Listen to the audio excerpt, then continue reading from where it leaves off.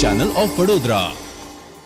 સમાસાવલી road પર ગઈકાલે Thar jeep ચાલક અને બાઇક વચ્ચે સર્જાયેલા ગમખ્વાર અકસ્માતમાં બાઇક ચાલકનું ઘટનાસ્થળ પર જ મોત થયું હતું।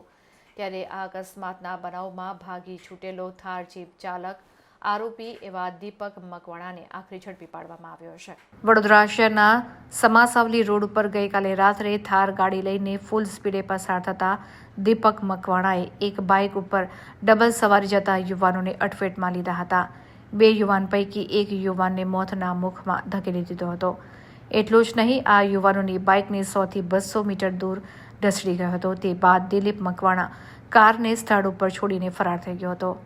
અકસ્માતના બનાવને પગલે ઘટના સ્થળ ઉપર સમા પોલીસ દોડી આવી હતી, જ્યાં અકસ્માત મોતના બનાવ સંદર્ભે કાયદેસરની કાર્યવાહી હાથ ધરી ગાડીના ચાલક વિરુદ્ધ ગુનો નોંધી ફરાર આરોપીની તપાસ હાથ ધરવામાં આવી હતી। જો કે પોલીસે સીસીટીવી ફૂટેજ તથા ગાડીના નંબરના આધારે આરોપીને દેણા ગામની હોટલમાંથી ઝડપી લીધો હતો। આરોપી દીપક મકવાણાની પ્રાથમિક પૂછપરછમાં તે ગુનાહિત ભૂતકાળ ધરાવે છે અને બેંક લોનની રિકવરીનું કામ કરે છે।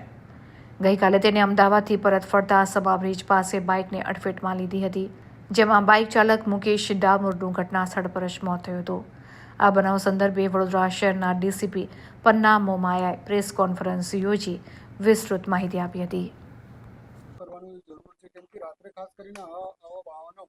લીલેરિયા બેન્કેટ આવેલું છે, જેની સામે એક થાર ગાડીનો ચાલક જેનું નામ છે દીપક ઉર્ફે દીપો સોમાભાઈ મકવાણા, એણે ત્યાં બે બાઇક ચાલકને ટક્કર મારેલી હતી, જેના કારણે સ્થળ ઉપર જ એક બાઇક ચાલક જેનું નામ છે મુકેશ પાસિંગભાઈ પરમાર, એને માથામાં ઈજા થઈ છે અને બીજા એક વ્યક્તિ છે જે મુકેશ કાલાભાઈ ડામોર, એમનું મૃત્યુ થયેલું છે। આ જે આરોપી છે એ 34 વર્ષની ઉંમર છે અને સમામાં જ રહે છે અને મૂળ આણંદના વતની છે, ધર્મજ ગામના વતની છે।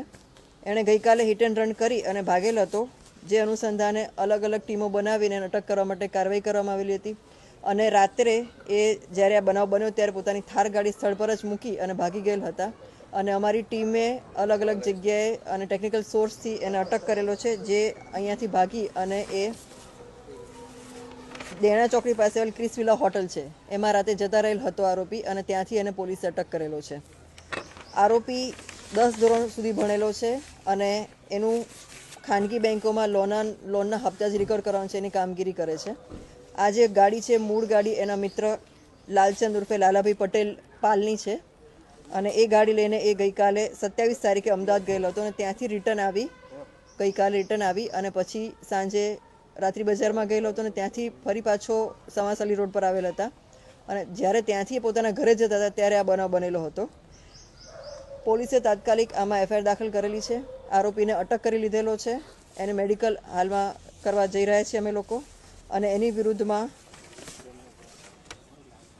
બીએનએસ કલમ 281, 125A, 125B, 105, 106 તથા એમબી એક્ટની કલમો મુજબ ગુનો દાખલ કરવામાં આવેલો છે।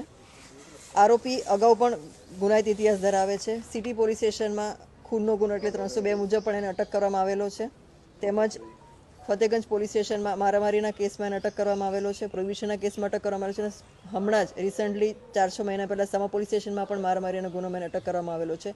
એમ એનો ગુનાહિત ઇતિહાસ પણ ઘણો બધો છે આરોપીનો અને અમે લોકો હાલમાં એનું આ અટક કરી અને ત્યારબાદ એનું લાયસન્સ કેન્સલ કરવા માટે પણ કાર્યવાહી કરવાના છીએ। નશાની હાલતમાં તો એ શું હતું રાત્રે? એ અત્યારે મેડિકલમાં અમે લઈ જઈ રહ્યા છીએ અને મેડિકલમાં અમને ખબર પડશે, જો એ નીકળશે તો એને પણ કલમનો ઉમેરો કરવામાં આવશે। આ પ્રકારની મારામારીની વારંવાર ઘટનાઓ આ ગુનેગાર કરતો હોય છે, સંપૂર્ણપણે આવા ગુનેગારોને ડામી દેવા માટે હવે કયા પ્રકારની કાર્યવાહી કરવામાં આવશે? હવે સખત કાર્યવાહી કરવામાં આવશે અને અટકાયતી પગલાં એની વિરુદ્ધમાં જે સખતમાં સખત પગલાં લઈ શકાય એ પગલાં લેવામાં આવશે।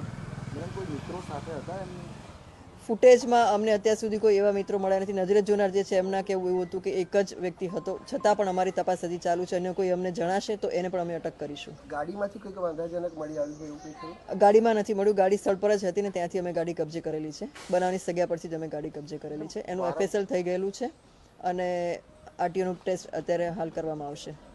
મૂળ માલિક કોણ બને છે? લોક માંગ છે ત્યાં આગળ સ્પીડ બ્રેકર મૂકવાની પણ માંગ છે। હા, જે સ્પીડ બ્રેકર મૂકવા માંગણી કરવામાં આવેલી છે રહીશો દ્વારા, એને પોલીસે પ્રોસેસ કરી લીધેલી છે અને ડિસેમ્બર મહિનામાં જ પોલીસ દ્વારા એનો અભિપ્રાય આપી દેવામાં આવેલો છે અને કોર્પોરેશન ટૂંક સમયમાં ત્યાં બનાવે અને ટૂંકમાં કોર્પોરેશન એમાં કાર્યવાહી કરી રહી છે. મરણ જનાર જે છે એ મરણ જનાર અને જે ઈજા પામનાર છે એ બંને લોકો આકાર કન્સ્ટ્રક્શન સાઇટ ચાલે છે એના પર જેસીબીનું કામ કરતા હતા. મૂળ માલિક કોણ છે? ગાડીના મૂળ માલિક છે લાલચંદ ઉર્ફે લાલાભાઈ પાલ, જેઓ દુમાર ચોકડી પાસે ટ્રાન્સપોર્ટનો ધંધો કરે છે.